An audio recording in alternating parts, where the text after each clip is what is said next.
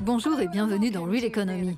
L'Union européenne a besoin d'investissements dans ses entreprises, l'innovation et les infrastructures si elle veut atteindre ses objectifs climatiques et enclencher la reprise économique. Mais il y a un hic. Près de la moitié des entreprises européennes envisagent de réduire leurs investissements en raison de la pandémie. Nous allons voir comment résoudre le problème avec le président de la Banque européenne d'investissement, ici au Luxembourg, grâce au nouveau programme de l'Union qui vise à mobiliser des milliards d'euros en capitaux en assumant une partie des risques financiers pour les investisseurs. Et pour découvrir comment les nouveaux investissements se traduisent sur le terrain, Guillaume Desjardins s'est rendu pour nous dans l'une des anciennes villes minières de Pologne qui a été revitalisée. Mais d'abord, notre cours accéléré sur le défi de l'investissement. À l'heure où l'Union européenne émerge de la pandémie, des investissements sont nécessaires pour enclencher la reprise économique et créer des emplois. Mais les investisseurs se montrent hésitants. Pour les encourager à financer davantage de projets, l'Union européenne lance son programme InvestEU, qui comporte une garantie de 26 milliards d'euros issus du budget européen et 7 milliards provenant de banques partenaires. Il devrait servir à mobiliser environ 370 milliards de financements publics et privés.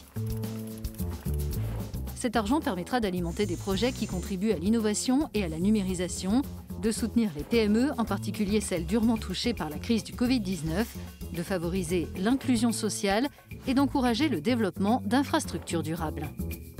Tout cela avec un principe, au moins 30% de tous les investissements devront aider à bâtir une Europe plus verte.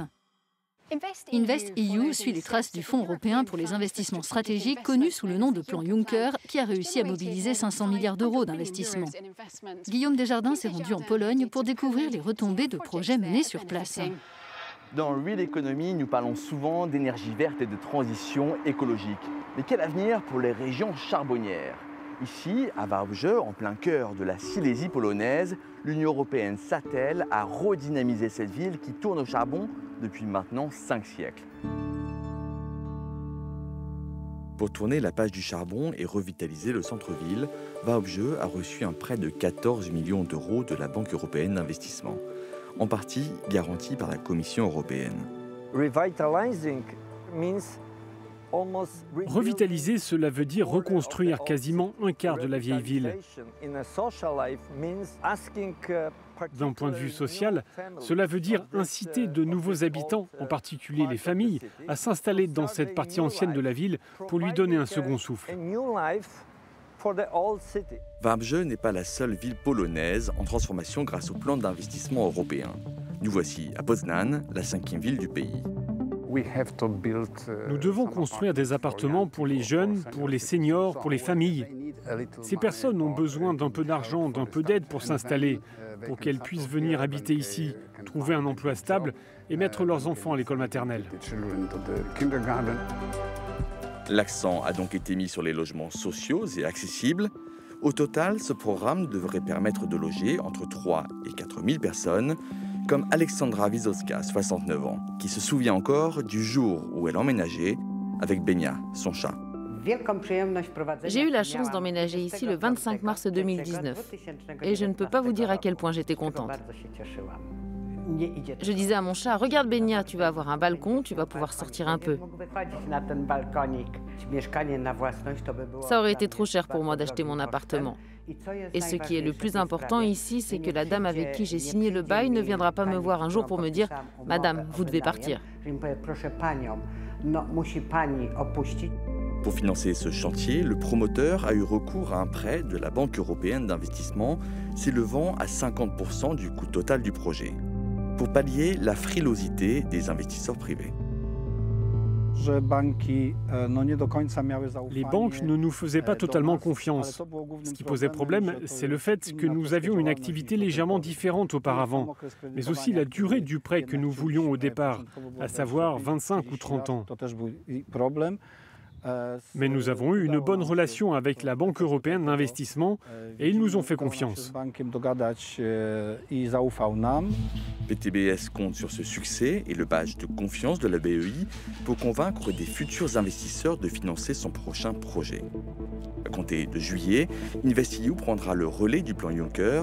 Cette fois-ci, des banques locales comme la banque polonaise BGK seront également associées aux côtés de la BEI. Dans le cadre d'InvestEU, la Commission européenne travaille avec des banques nationales comme BGK en Pologne, mais aussi avec la Banque européenne d'investissement où je me trouve pour m'entretenir avec son président, Werner Hoyer. Ravi de vous accueillir dans Real Economy. Quel a été l'impact de la pandémie sur la confiance des investisseurs ? Eh bien, elle a rendu les décisions d'investissement plus compliquées parce que les revenus et les ressources des entreprises se font de plus en plus rares. Les entreprises, et nous interrogeons chaque année 12 500 d'entre elles sur leurs intentions, nous disent « Malheureusement, nous devons réduire nos investissements, en particulier dans les domaines innovants ». C'est donc une grande préoccupation pour nous et je pense que c'est une menace pour la compétitivité et le rôle de l'Union européenne dans le monde. Quelles sont les priorités du programme InvestEU ?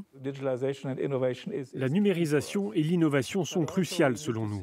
Mais nous devons aussi tenir compte du fait qu'il est nécessaire d'investir dans les infrastructures qui sont dépassées. Et je dirais que nous voyons aussi, par exemple, dans ce que vous avez décrit en Pologne, combien il est important de contribuer à améliorer les compétences. Parce que le mineur qui quitte le dernier puits de charbon dans le sud de la Silésie ne sera pas à la tête d'une start-up numérique dans 2 semaines. Nous devons donc aider ces personnes à prétendre à la nouvelle génération d'emplois. Nous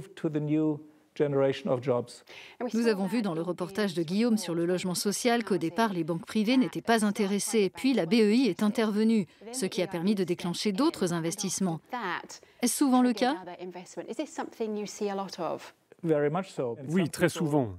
Certains estiment que le label financement de la BEI est un gage de sécurité, car les décisions principales ou essentielles sont prises par des personnes qui ont une formation technique ou scientifique.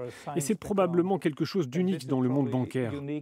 Les investisseurs nous font particulièrement confiance et nous attendons d'eux qu'ils nous donnent 60 à 80 milliards d'euros par an en termes d'achat d'obligations. L'un de nos projets phares actuellement concerne BioNTech, le fabricant et inventeur de ce fantastique vaccin.